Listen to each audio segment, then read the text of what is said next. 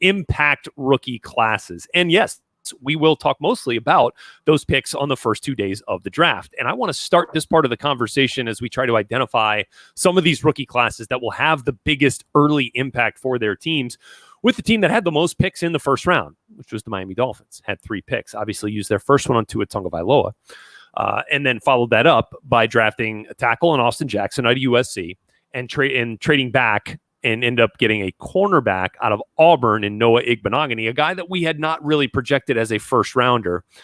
So I think when people see a team that has so many picks in the first, I don't know, let's say 60, right? They ended up having 5 in the first 60 picks.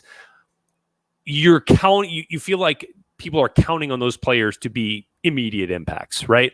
And especially for a team that, obviously struggled last year.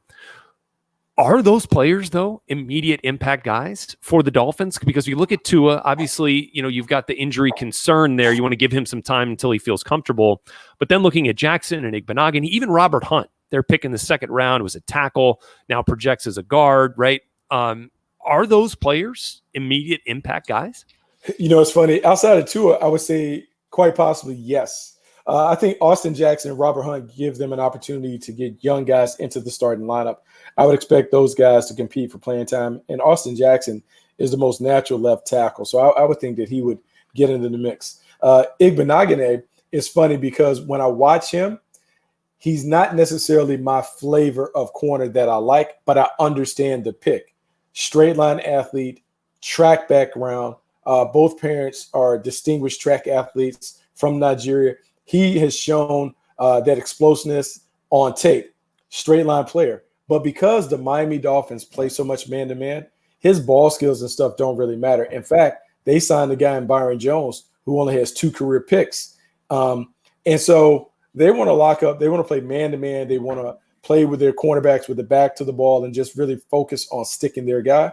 I think he'll have a chance as the number 3 corner to be a factor for them. So if they're able to get 2 out of 4, 2 out of 5 of those early picks to play and play well, I would mark it as a success because we know at some point they're going to hand the ball to Tua, and Tua's performance is how the draft class will ultimately be judged. Yeah, and there's another class that we talk about, and look, I think a lot of times you look at teams that that were picking in the first 15 picks, the first 20 picks that didn't end up making the playoffs. You would expect the guys that they select to maybe have an opportunity to contribute a little earlier. I think the Raiders represent something in that way with drafting a guy like Henry Ruggs. Some way, shape, or form, that speed is going to impact the game. And then I thought, maybe as good a job as any team in finding potential impact players in every round in which they selected. Now, they finished their draft in the 4th round, but I thought they found from top to bottom, they did as good a job as anybody there in those first 4 rounds in finding some impact players.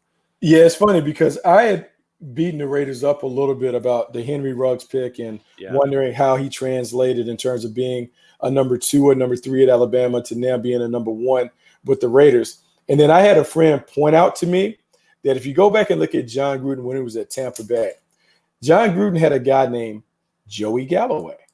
Joey Galloway was a burner, a speedster out of Ohio State. He had played with the Seattle Seahawks. He had played with the Dallas Cowboys when they made the move to get him. When Joey Galloway went to the Tampa Bay Buccaneers as a speedster, he actually lit it up.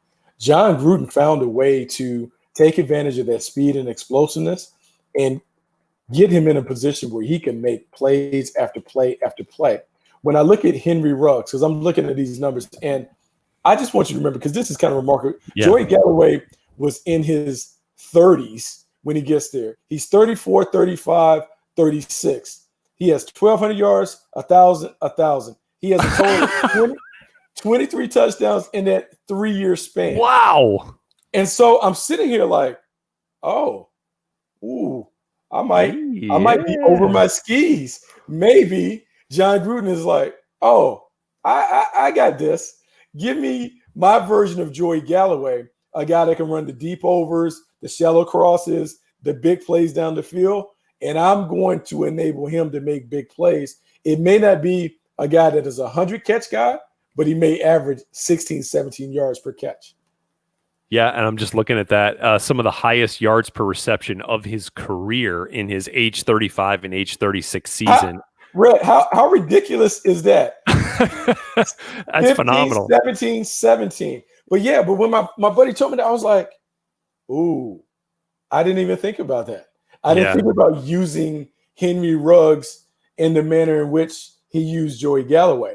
But now that I see that, oh, we might have to pop in some old Joey Galloway tape, some highlights, and see how John Gruden used him when he had him.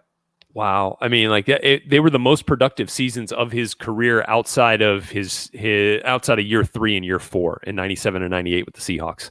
That's Yeah. tremendous. I mean, Okay.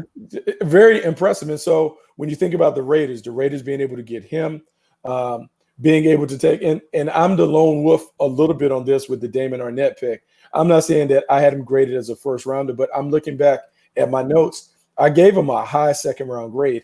And in that, I talked about he is a technician. He has great feet. He's tough. He has instincts. He's awareness. He is solid in all areas.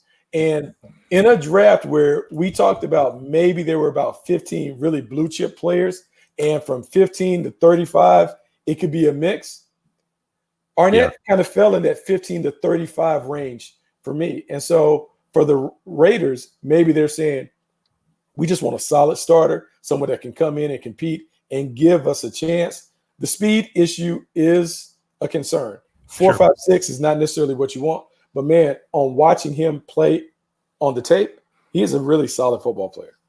Yeah, no question. I'll open up the floor to you here. As I think you could judge impact, for some of the teams that didn't even draft in the first round as well. I mean, I thought the Rams did a nice job there finding some impact players, and a guy like Cam Akers in the second round after not having a first round pick. Any other teams that stuck out to you as that could see a major early impact from their rookie class?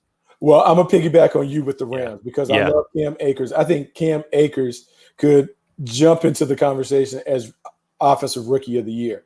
I love Todd Gurley. Cam Akers can give them some of that Todd Gurley stuff in terms of his ability to be a guy that can touch it in a variety of different ways and have an impact. When you go down and you look at them adding Van Jefferson to their receiver core, you now have 3 route runners on the perimeter, and Robert Woods, Cooper Kupp, and Van Jefferson. I know Josh Reynolds is going to have a role, and he'll probably play early. Van Jefferson can jump into that mix and give them something. So I like their class. I'm going to go to the Cincinnati Bengals class and say that I'm very impressed with them and what they have, because not only will you get a franchise quarterback in Joe Burrow, and Joe Burrow has weapons around him. When you think about A.J. Green coming back, Tyler Boyd is a proven and established playmaker. Whether it's John Ross or T. Higgins, the third guy will have some potential.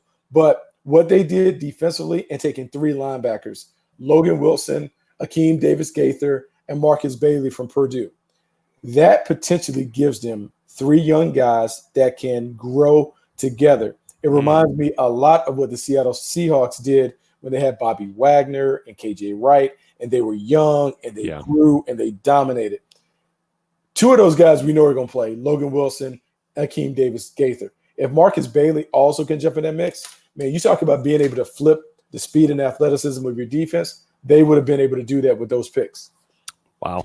I think that's a great way to end it with the team that ended up drafting first in every single round and not trading out of that pick every single round. That speaks to me to a team that was highly prepared to take advantage of this opportunity, one they hope they don't get for a long, long time, to be picking at the very top of the draft.